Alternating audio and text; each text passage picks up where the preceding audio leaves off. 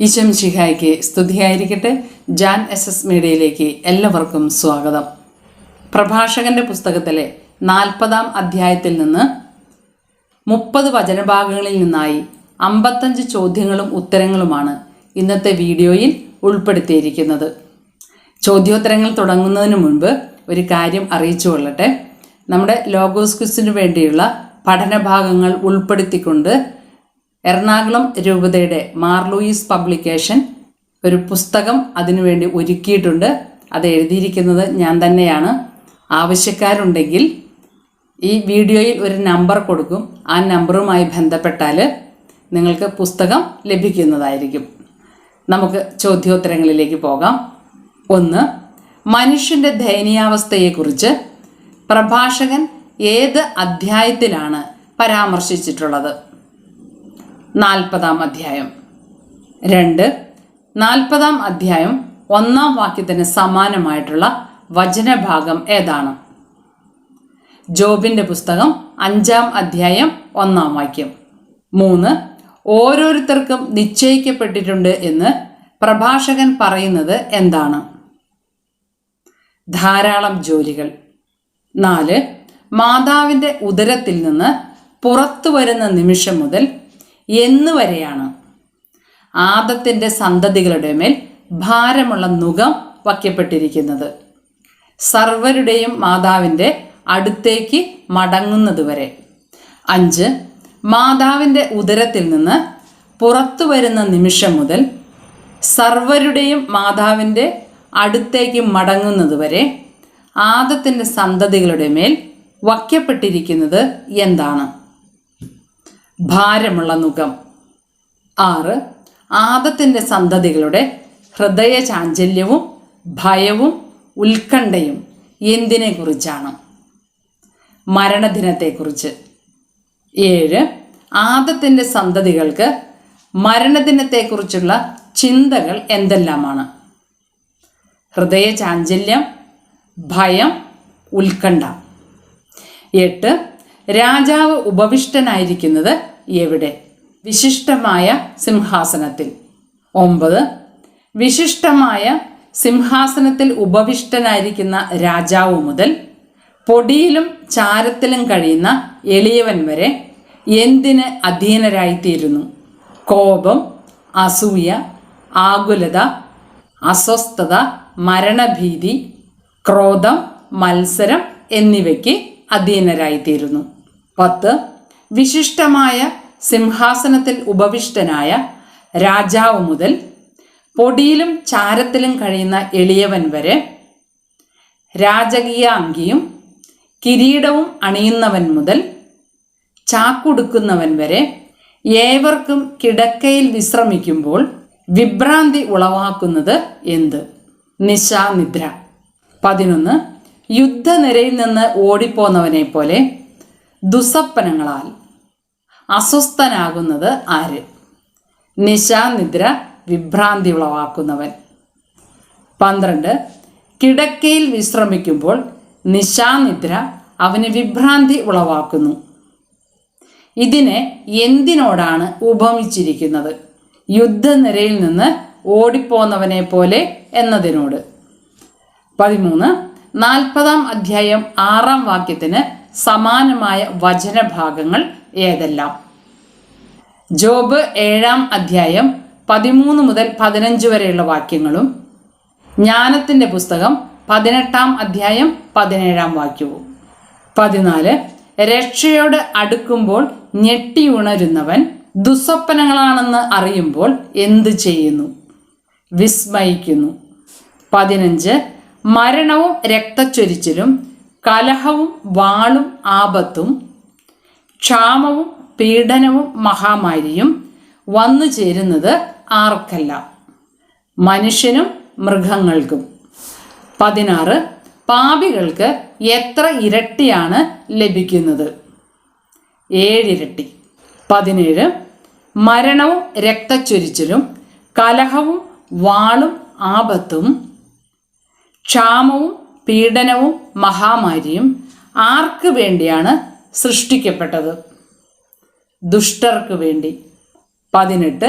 ദുഷ്ടർ നിമിത്തം ഭൂമിയിലുണ്ടായത് എന്ത്? ജലപ്രളയം. 19 പൂരിപ്പിക്കാനുള്ളൊരു ചോദ്യമാണ്. 2 ഭാഗങ്ങളാണ് ഈ വചനഭാഗത്ത് വിട്ടുപോയിരിക്കുന്നത്. മണ്ണിൽ നിന്ന് വന്നത് ഡാഷ്, ജലത്തിൽ നിന്ന് വന്നത് ഡാഷ്. മണ്ണിലേക്കും ജലത്തിലേക്കും എന്നതാണ് ഉത്തരം. മണ്ണിൽ നിന്ന് വന്നത് മണ്ണിലേക്കും, ജലത്തിൽ നിന്ന് വന്നത് ജലത്തിലേക്കും. 20 കൈക്കൂലിയും അനീതിയും നിർമാർജനം ചെയ്യപ്പെടും, എന്നാൽ എന്നേക്കും നിലനിൽക്കുന്നത് എന്ത്? വിശ്വസ്തത. 21 കുത്തിയൊഴുക്ക് പോലെ പെട്ടെന്ന് അപ്രത്യക്ഷമാവുകയും ഭയാനകമായ ഇടിമുഴക്കം പോലെ തകർന്നു പോവുകയും ചെയ്യുന്നതെന്ത്? അനീതി പ്രവർത്തിക്കുന്നവൻ്റെ സമ്പത്ത്. 22 സന്തോഷം ലഭിക്കുന്നത് ആർക്ക്? ഔദാര്യശീലന്. 23 നിശേഷം പരാജയപ്പെടുന്നത് ആര്? പാപികൾ. 24 വെറും പാറമേൽ പടർന്ന ദുർബലമായ വേരുകളാണവർ. ആര്? ദൈവഭയമില്ലാത്തവൻ്റെ സന്തതി. 25 ദൈവഭയമില്ലാത്തവൻ്റെ സന്തതികൾക്ക് എന്ത് സംഭവിക്കുന്നു? അവർ അധികം ശാഖ ചൂടുകയില്ല എന്നാണ് പ്രഭാഷകൻ പറയുന്നത്. 26 ഏത് പുല്ലിനെയുംകാൾ എളുപ്പത്തിൽ പിഴുതെടുക്കാം എന്ന് പ്രഭാഷകൻ പറയുന്നതെന്ത്? ജലാശയ തീരത്തിലോ നദീതടത്തിലോ വളരുന്ന ഞാങ്ങണ. 27 അനുഗ്രഹത്തിൻ്റെ ആരാമം പോലെയാണ് എന്ന് പ്രഭാഷകൻ പറയുന്നത് എന്തിനെയാണ്? കാരുണ്യത്തെ. 28 എന്നേക്കും നിലനിൽക്കുന്നതെന്ത്? ദാനധർമ്മം. 29 ജീവിതം മധുരമായിരിക്കുന്നത് ആർക്കെല്ലാം? സ്വാശ്രയശീലനും അധ്വാനപ്രിയനും. 30 അധ്വാനശീലനേക്കാളും സ്വാശ്രയശീലനേക്കാളും ഭാഗ്യവാൻ ആരാണ്? നിധി ലഭിച്ചവൻ. 31 ഒരുവൻ്റെ പേര് നിലനിർത്തുന്നത് എന്തെല്ലാം? 2 കാര്യങ്ങളാണ് പ്രഭാഷകൻ പറയുന്നത്: സന്താനങ്ങളും താൻ നിർമ്മിച്ച നഗരവും. 32 സന്താനങ്ങളെക്കാളും നഗരത്തിനേക്കാളും ഒരുവന് വിലമതിക്കപ്പെടുന്നത് എന്ത്? നിഷ്കളങ്കയായ ഭാര്യ. 33 ഹൃദയത്തെ ആനന്ദിപ്പിക്കുന്നത് എന്ത്? വീഞ്ഞും സംഗീതവും. 34 വീഞ്ഞിനേക്കാളും സംഗീതത്തെക്കാളും ശ്രേഷ്ഠമായത് എന്ത്? ജ്ഞാനതൃഷ്ണ. 35 ഗാനമാതിരി വർദ്ധിപ്പിക്കുന്ന വാദ്യോപകരണങ്ങൾ. കുഴലും കിന്നരവും. 36 ഗാനമാതിരി വർദ്ധിപ്പിക്കുന്ന കുഴലിനേക്കാളും കിന്നരത്തിനേക്കാളും ആസ്വാദ്യമായത് എന്ത്? ഇമ്പമാർന്ന മനുഷ്യസ്വരം. 37 കണ്ണിന് ആനന്ദം നൽകുന്നത് എന്ത്?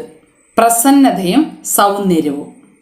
38 കണ്ണിന് ആനന്ദമേകുന്ന പ്രസന്നതയേക്കാളും സൗന്ദര്യത്തെക്കാളും ആസ്വാദ്യകരമായത് എന്ത്? വയലിലെ ഇളം തളിരുകൾ. 39 ഭാര്യ ഭർത്താക്കന്മാരുടെ സന്ദർശനം എന്തിനേക്കാൾ ഹൃദ്യമാണെന്നാണ് പ്രഭാഷകൻ പറയുന്നത്? സുഹൃത്തിനേക്കാളും സഹചാരിയേക്കാളും. 40 വിഷമസന്ധികളിൽ ഉപകരിക്കുന്നത് ആരെല്ലാം? സഹോദരരും സഹായകരും. 41 സഹായകരെക്കാളും സഹോദരങ്ങളെക്കാളും സുരക്ഷിതമായ അഭയകേന്ദ്രം ഏതാണ്? ദാനധർമ്മം. 42 പാദങ്ങളെ ഉറപ്പിച്ചു നിർത്തുന്നത് എന്ത്? സ്വർണവും വെള്ളിയും. 43 സ്വർണത്തിനേക്കാളും വെള്ളിയേക്കാളും ശ്രേഷ്ഠമായത് എന്ത്? സതുപദേശം. 44 ധനവും ബലവും ഉത്തേജിപ്പിക്കുന്നത് എന്തിനെ? ഹൃദയത്തെ. 45 ഹൃദയത്തെ ഉത്തേജിപ്പിക്കുന്ന ധനത്തിനേക്കാളും ബലത്തിനേക്കാളും അഭികാമ്യമായത് എന്ത്? ദൈവഭക്തി. 46 എന്തു മുഖേന ദൈവഭക്തന് അന്യസഹായം തേടേണ്ടതില്ല എന്നാണ് പ്രഭാഷകൻ പറയുന്നത്? ദൈവഭക്തി. 47 അനുഗ്രഹത്തിൻ്റെ ആരാമം പോലെ എന്ന് പ്രഭാഷകൻ പറയുന്നത് എന്ത്? ദൈവഭക്തി. 48. ഏത് മഹത്വത്തെയുംകാൾ നന്നായി മനുഷ്യനെ ആവരണം ചെയ്യുന്നത് എന്ത്? ദൈവഭക്തി. 49. ആരെ പോലെ ജീവിക്കരുതെന്നാണ് പ്രഭാഷകൻ പറയുന്നത്? ഭിക്ഷുവിനെ പോലെ. 50. ഭിക്ഷാടനത്തേക്കാൾ ഭേദം എന്ത്? മരണം. 51. അവൻ്റെ അസ്തിത്വം ജീവിതമെന്ന പേരിന് യോഗ്യമല്ല. ആരുടെ? മറ്റൊരുവൻ്റെ ഭക്ഷണമേശയിൽ ആശ്രയമർപ്പിക്കുന്നവൻ്റെ. 52. മറ്റൊരുവൻ്റെ ഭക്ഷണമേശയിൽ ആശ്രയമർപ്പിക്കുന്നവൻ എന്താണ് ചെയ്യുന്നത്? അന്യൻ്റെ ഭക്ഷണം കൊണ്ട് തന്നെ തന്നെ മലിനമാക്കുന്നു. 53. അന്യൻ്റെ ഭക്ഷണം കൊണ്ട് തന്നെ തന്നെ മലിനമാക്കാത്തത് ആര്? ബുദ്ധിമാനും സതുപദേശം ലഭിച്ചവനും. 54. ആരുടെ നാവിനാണ് ഭിക്ഷാടനം മധുരകരമാകുന്നത്? നിർലജ്ജൻ്റെ. 55. നിർലജ്ജൻ്റെ ഉദരത്തിൽ ജ്വലിക്കുന്നതെന്ത്? അഗ്നി.